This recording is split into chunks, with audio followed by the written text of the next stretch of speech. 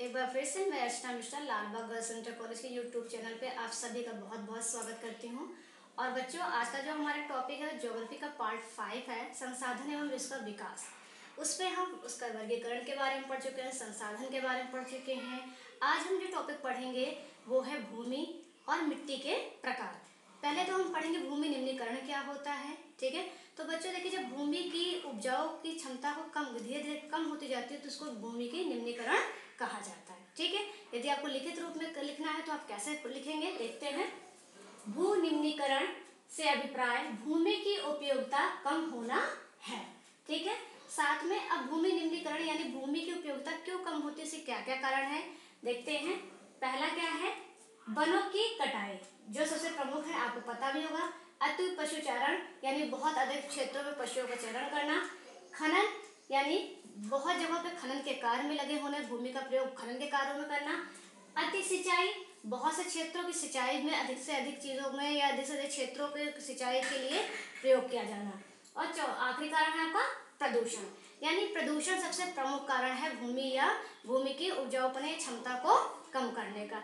अब उपाय क्या है, इन्हीं चीजों को यदि हम इसका विपरीत कर देते हैं तो ये चीजें क्या बन जाती हैं, हमारे उपाय।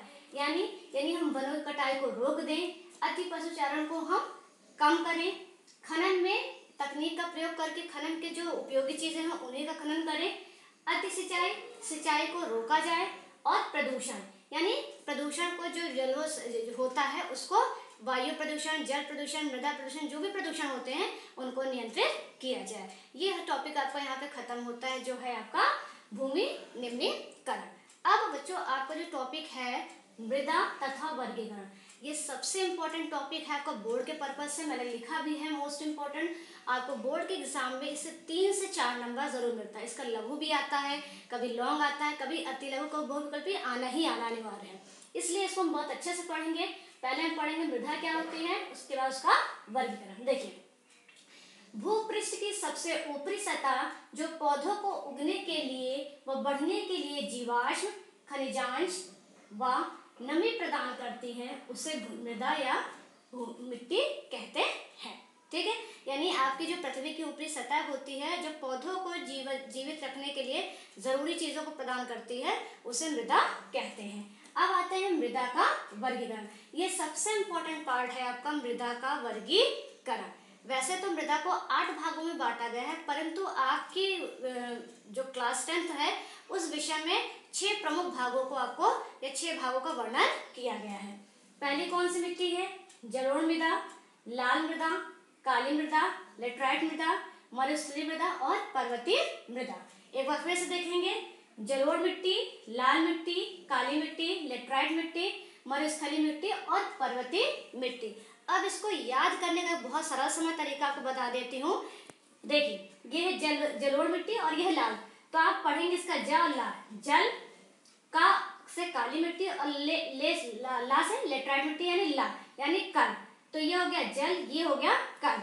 फिर मरुस्थली का मा और पर्वतीय मृदा का पा, ये हो गया आपका मक, यानी जल, कल और मक। बहुत ही सिंपल शब्दों से आप इसको आसानी से अपनी उंगलियों पर याद कर सकते हैं। जलोढ़ मिट्टी, लाल मिट्टी, काली मिट्टी, लेटराइट मिट्टी, पर्वतीय मिट्टी और मरुस्थलीय मिट्टी। अब हम इस पे एक के बारे में पढ़ेंगे, हम जलोढ़ मिट्टी के बारे में और उसके विशेषताएं पढ़ेंगे। ठीक है, तो आज हम सिर्फ जलोढ़ मिट्टी के बारे में पढ़ते हैं। जलोढ़ मिट्टी, इसे काप, कछार या दोमट मिट्टी कहते हैं, यानी इसको और नामों से जानते हैं, जो इसके नाम क्या है, काप, कछार और दोमट। फिर ये कहाँ कहाँ मिलती है, किन क्षेत्रों में, ये देखते हैं। भारत के उत्तरी विशाल मैदान में नदियों द्वारा पर्वतीय क्षेत्र से बहाकर लाए गए जीवाश्मों से युक्त उपजाऊ मिट्टी मिलती है। आपका जो आपने मैप देखा है, तो आपके मैप का जो ऊपरी भाग होता है ऐसे बच्चों, ये वाला भाग, ये आपका जलोढ़ मिट्टी का क्षेत्र होता है। यहाँ पर मैप में जब आप देखेंगे तो ऐसा जो आपका बना हुआ है, ये क्षेत्र आपका जलोढ़ मिट्टी का होता है। और जलोढ़ मिट्टी की सबसे खास बात यह है कि यह बहुत ही उपजाऊ मिट्टी होती है। भारत में सबसे ज्यादा 43 भाग में जलोढ़ मिट्टी पाई जाती है। सर्वश्रेष्ठ मृदा है, यानी सब खेती के लिए सबसे प्रमुख मृदा है, भारत में सबसे ज्यादा पाई जाने वाली मृदा है। और अब देखते हैं ये किन किन क्षेत्रों में ज्यादा पाई जाती है। तो प्राप्ति स्थान है इसका उत्तर प्रदेश, हरियाणा, पंजाब, उत्तराखंड आदि, यानी प्रमुख रूपों से ये इन क्षेत्रों में पाई जाती है। अगले लेक्चर में हम पढ़ेंगे जलोढ़ मिट्टी की विशेषता और खादर और बांगर मिट्टी क्या होती है। तब तक के लिए धन्यवाद।